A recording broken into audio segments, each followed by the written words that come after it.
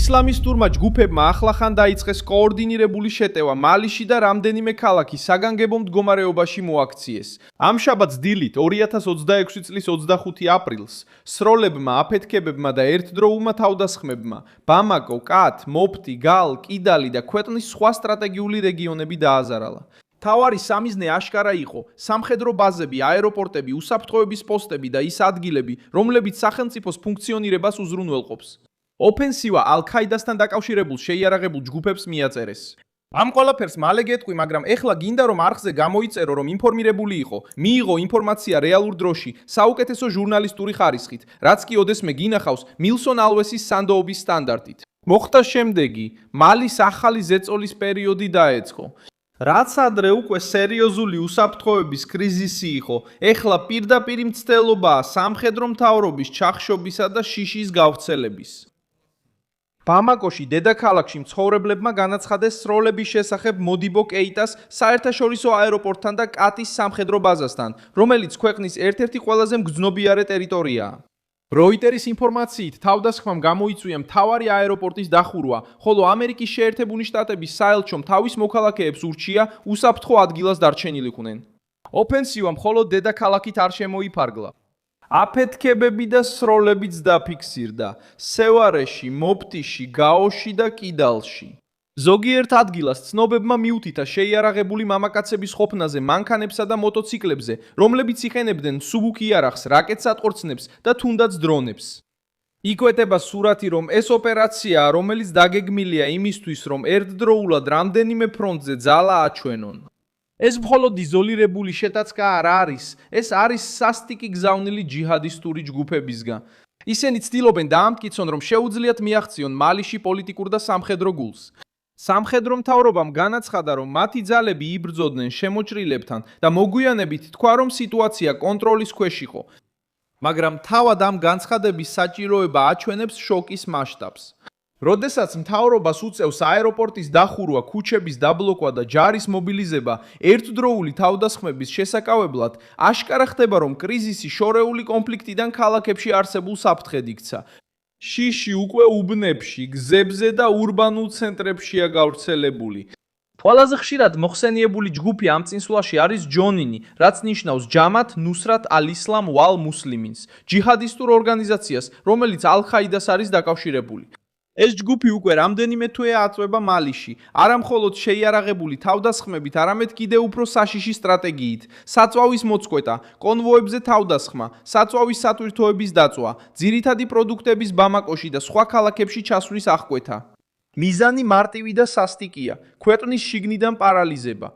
2025 წლის სექტემბრიდან საწვავის ეს ბლოკადა მალიში სამხედრო მთავრობის ერთ-ერთ ყველაზე დიდ საფრთხედ იქცა.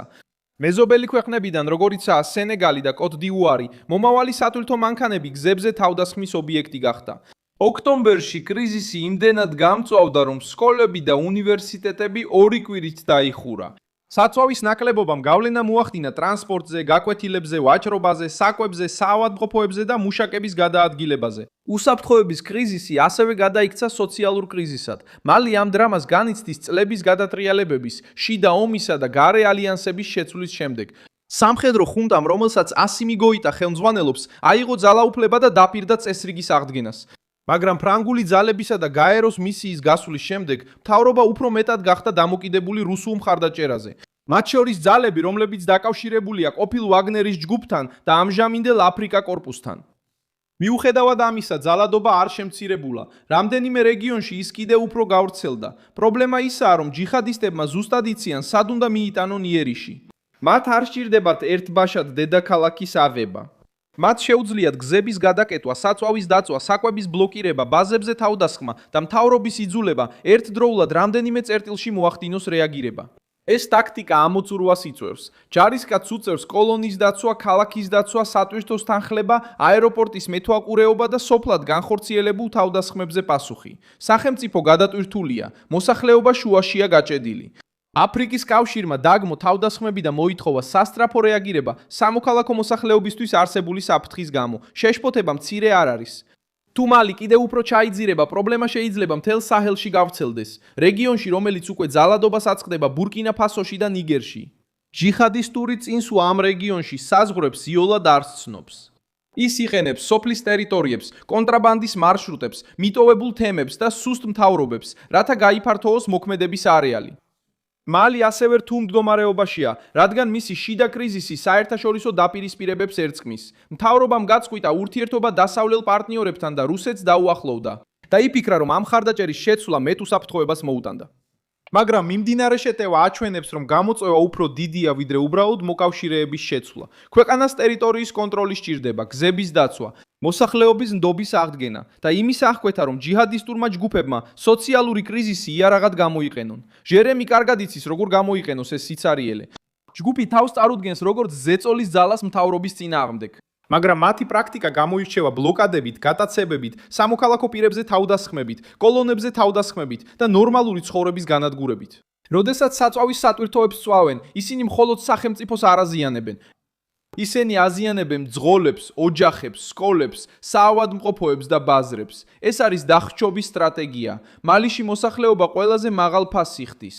ბევრ რეგიონში ჩვეულებრივ მოქალაქეს არ აქვს საშუალება მხარე აერჩიოს. მას უბრალოდ სურს უსაფრთხოება, საკვები, შვილებისთვის გაკვეთილები და ღია გზა.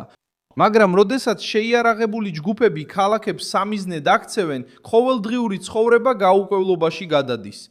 შიში მხოლოდ სროლებიდან არ მოდის. ის მოდის იმის გაურკვევლობიდან, თუ რა იქნება ხვალ.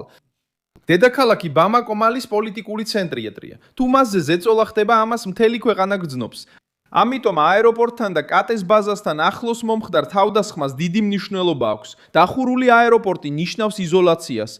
დაბაზაზე თავდასხმა ნიშნავს პირდაპირ გამოწვევას შეიარაღებული ძალებისთვის. დედაქალაქი განგაშზე ნიშნავს, რომ მთავრობა ზეწოლის ქვეშაა მოსახლეობისა და ხალხის წინაშე. კიდალში და გალში სიტუაციას კიდევ ერთი მნიშვნელობა აქვს. ეს არის ჩრდილოეთის რეგიონები, სადაც ჯიჰადისტები და სეპარატისტები წლების განმავლობაში გავლენისთვის იბრძოდნენ. მიღებული ცნობები მიუთითებს ალ-ქაიდასთან დაკავშირებულ ჯიჰადისტებსა და ტუარეგ სეპარატისტებს შორის შესაძლო თანამშრომლობაზე, რაც საფრთხის მასშტაბს ცვლის. თუნდაც ეს ალიანსი დროებითი იყოს, ის ზრდის თავდასხმის შესაძლებლობას და ართულებს მთავრობის პასუხს. მალიმ ეს პოლიტიკური სცენარი უკვე ნახა, მაგრამ ეხლა სიუჟეტი უფრო საშიშია. 2012 წელს ქვეყნის ჩრდილოეთი სეპარატისტებისა და ჯიჰადისტების წინაშე ჩამოიშალა. კრიზისმა გზა გაუხსნა გარეთ ჩარევას და არასტაბილურობის წლებს. ეხლა 2026 წელს იმ პერიოდის მოგონება ბრუნდება, რადგან რამდენიმე ქალაქში კოორდინირებული თავდასხმები აჩვენებს ოპერაციულ შესაძლებლობას, რომელსაც მთავრობა ვერ აღიქვამს როგორც მცირე მოვლენას. სხვაობა ისაა, რომ დღეს მალი უფრო მეტად არის იზოლირებული ძველი პარტნიორებისგან და უფრო მეტად არის დამოკიდებული უსაფრთხოების შეთანხმებაზე მოსკოვთან.